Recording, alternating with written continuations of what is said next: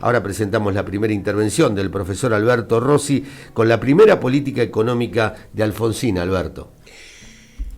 En diciembre de 1983, la elección del titular de la cartera de Economía recayó en Bernardo Greenspun.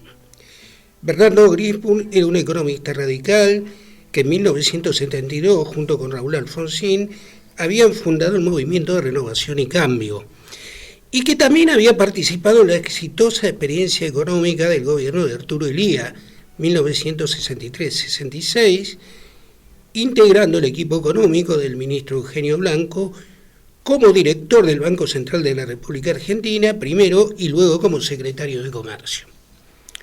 El perfil del economista combinaba en su haber el de un hábil político con un experimentado financista producto de su actividad privada como accionista del Banco Latinoamericano.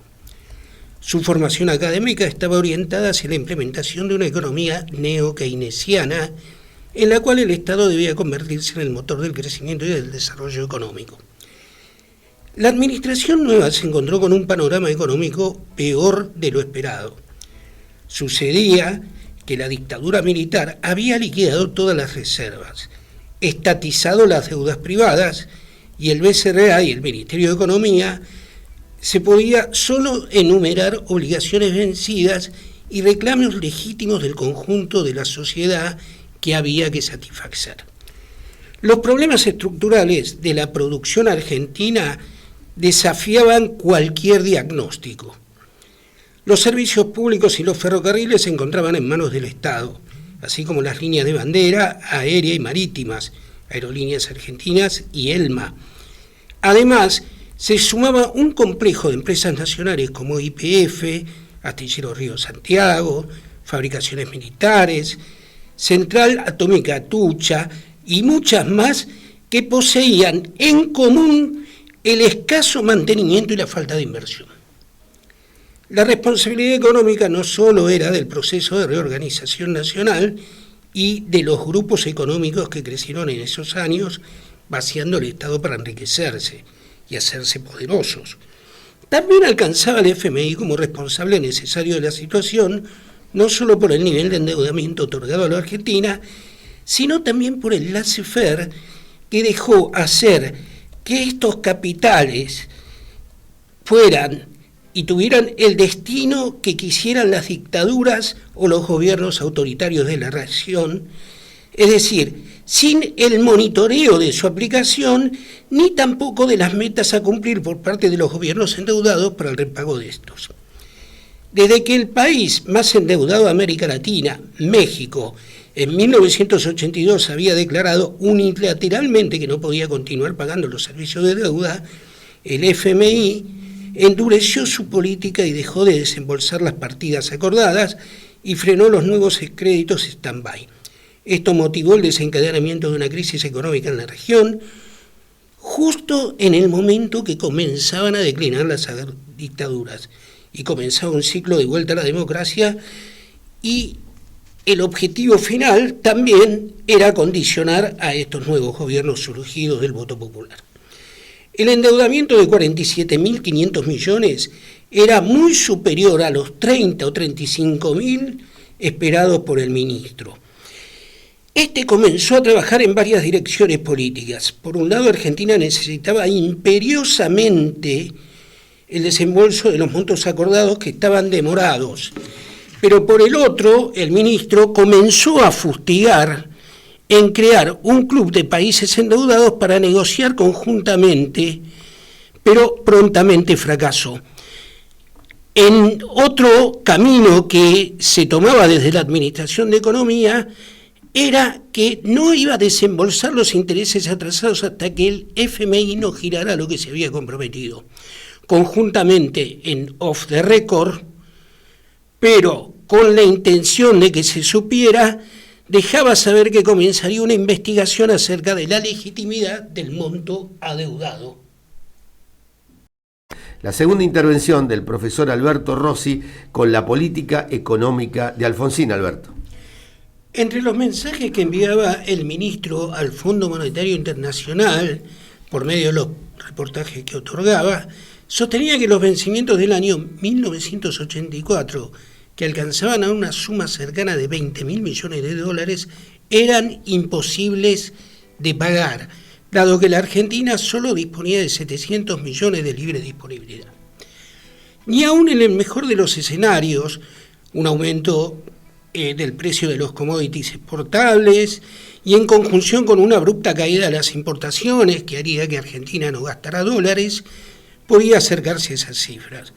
Greenspun sostenía que esta situación de emergencia del país obligaría a los acreedores a sentarse a negociar, consolidando un nuevo monto que incluyera quitas de capital, plazos para poder realizar el repago. Pero no todos en el gobierno estaban de acuerdo con Greenspun, y los asesores económicos personales del presidente reclamaban un cambio en el tono de las negociaciones, que se bajaran los decibeles de confrontación, comenzando por eliminar el discurso acerca de la ilegitimidad de la deuda externa. Rápidamente, los funcionarios del FMI desembarcaron en Argentina para conocer personalmente al ministro, negociar los pagos atrasados y solicitar una nueva carta de intención por parte de la Argentina, con el objeto de realizar el repago de la deuda. Volvieron a Washington con las manos vacías y un sabor amargo, porque no habían logrado ninguna concesión por parte de la administración radical. La mora argentina obligaba a los principales bancos norteamericanos a registrar la previsión por incobrabilidad, o sea, poner 47.500 millones de dólares en pérdidas, en posibles pérdidas. La confrontación parecía no tener fin. Pero entonces fue Raúl Prebisch, el viejo economista de la CEPAL, asesor económico del presidente a nivel privado, y a pedido de Alfonsín, fue el que puso paños fríos y logró un desembolso para pagar los intereses adeudados y lograr las reservas. El compromiso formal obligaba a aplicar una política ortodoxa, es decir, un ajuste, hasta firmar el acuerdo definitivo. Greenspun, aún con este horizonte, siguió confrontando y realizando una política en contra de los intereses de los bancos acreedores. Luego de una larga negociación, la carta de intención se firmó un año después de la llegada a la democracia, es decir, en diciembre de 1984. Los objetivos que planteaba la política económica del ministro eran elevar los sueldos y jubilaciones, ofrecer créditos a tasas de interés reguladas por el Estado para ser aplicadas en la recuperación del aparato productivo, mayor presión fiscal para equilibrar las cuentas estatales y lograr acuerdos de precios y morigerar la suba de las tarifas de los servicios públicos. También buscaba crear un sistema tributario más progresivo, a mayor capital, mayor presión impositiva. Pero los acuerdos de precios no fueron respetados por los empresarios. La indexación, el traslado de los índices de inflación a los precios, alquileres, combustibles y servicios públicos, lejos de desacelerar la inflación, la aumentaban. La inflación trepó a 687% en 1984. Y tanto la gestión de Prebisch como asesor personal de Alfonsín, como la oposición a las formas de encarar las negociaciones o revisar la legitimidad de la deuda contraída por parte del presidente del Banco Central, Enrique Vázquez, bloquearon las intenciones de Greenspun. En los programas de TV, paradoja también, medio que estaba en manos del Estado, donde publicitaban los grandes grupos económicos, se atacaba sin piedad a la política y al propio ministro. Los grandes diarios realizaban la misma campaña en contra de Greenspun porque representaban el capital financiero concentrado externo que no tenía señales positivas del gobierno radical para el repago de esta. Frente a todas estas presiones internas y externas, en diciembre Argentina firma el acuerdo stand-by que imponía metas imposibles de lograr. En 1985, a comienzo del año, hay una nueva pelea del ministro con el catalán Joaquín Ferran, jefe de la misión del FMI. Esta terminó en insultos y gestos escatológicos y selló el futuro del equipo económico. Era hora de hacer un ajuste y acatar todos los mandatos que imponía el Centro Financieros Internacional. El profe Alberto Rossi con el inicio del Plan Austral, Alberto. Gracias, Néstor. Cuando Raúl Alfonsín le pidió la renuncia a Bernardo Greenspun, hacía meses que trabajaba en secreto con el economista radical Juan Vital Zurruil en un nuevo plan económico que satisficiera a los acreedores externos.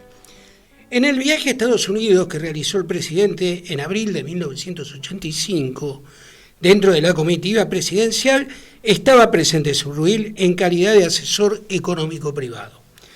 En la reunión que mantuvo en la Casa Blanca, en el Salón Oval, con Reagan, ante la pregunta de cómo Argentina pagaría su deuda, realizada por las máximas autoridades económicas del gobierno norteamericano, Alfonsín le cedió la palabra a su asesor para que explicara su proyecto de una política de shock con medidas ortodoxas de ajuste para reducir el déficit fiscal, bajar los índices de inflación, desindexar la economía, contener el tipo de cambio y congelar salarios y precios. La respuesta produjo un alivio en la administración de Reagan. Tanto es que el presidente norteamericano se comprometió a prestar ayuda para convencer al ofuscado Fondo Monetario Internacional. Designó a Paul Volcker, presidente de la Reserva Federal, que fuera el encargado de lograr esa luz verde, siempre que se firmara un nuevo acuerdo. El gobierno argentino recibiría 3.000 millones de dólares para iniciar el proyecto desde el Tesoro y la Reserva de Estados Unidos. El apoyo norteamericano al Plan Austral mejoraba las expectativas sobre la previsión de incobrabilidad de la totalidad de la deuda externa argentina, cuyo resultado, en caso de ser así, plantearía el quiebre de varios bancos norteamericanos y un efecto dominó incalculable. De ahí surgía el interés de la Casa Blanca por brindar apoyo. Todo esto se realizaba en un hermetismo total. El plan fue anticipado por el diario Ámbito Financiero el 13 de junio de 1985 y 2 días después, apresuradamente, fue anunciado por el presidente de la Nación. Alfonsín le explicó a la población que se trataba de lograr la estabilización de la economía. Y esto era una verdad a medias, porque el gobierno temía que la desestabilización política que estaba sufriendo por el inicio del juicio de las juntas se trasladara a todo el campo económico. Citaremos algunas de las características principales del Plan Austral. 1. El congelamiento de los precios, de las tarifas de los servicios públicos y de los salarios al día 12 de junio de 1985. Es un día antes de la revelación del diario Ámbito Financiero. Aunque en el caso de los servicios públicos sufrieron un fuerte aumento antes del congelamiento. 2. La reducción de las tasas de interés para depósitos del 28 al 4%, mientras que para los préstamos fue del 30 al 6%. Una política monetaria y fiscal más severa y restrictiva, mayor control del gasto público y de la circulación monetaria. La meta solicitada por el FMI en el acuerdo era achicar la dimensión del Estado privatizando a alguna de las empresas públicas. 4. La devaluación del peso y el aumento de las retenciones a las exportaciones. Aumentar las retenciones a las exportaciones produjo el efecto que conseguido que el gobierno se apropiara de la mayor ganancia que obtenía de la devaluación. El tipo de cambio fue fijado a razón de 80 centavos de austral por dólar y se procedió a su congelamiento. El cambio de denominación de la moneda, la eliminación de los anteriores pesos por una nueva que se llamó austral. 6. El cambio de moneda también condicionó los contratos de peso indexados por inflación firmados anteriormente a la enunciación de este. El gobierno creó instrumentos legales y financieros para resolver el problema. Si las intenciones fueron conseguir inversiones y expandir las exportaciones, no lo lograron. Justamente, el plan funcionó 1 año y medio y cumplió con todas las metas acordadas con el FMI. Pero también significó una transferencia brutal, pero ordenada, del Estado y los trabajadores al conjunto del capital concentrado argentino y también externo. También abrió las puertas al neoliberalismo en estas tierras. En 1987 mostraba justamente síntomas de fatiga y comenzó a planearse un nuevo ajuste. La inflación de ese año, 1985, fue de 358,1. 90 puntos aportó el Plan Austral. En 1986, si bien bajó, no estaba a la altura de las expectativas del congelamiento. El costo social del Plan Austral fue incalculable para el conjunto de la sociedad argentina. Las provincias comenzaron a tener problemas por falta de financiamiento desde el Estado. Y el deterioro de los servicios públicos se profundizó. La oposición liberal, representante de los grupos económicos concentrados, comenzó a pedir privatizaciones de las empresas argentinas. Pero esa ya va a ser otra historia.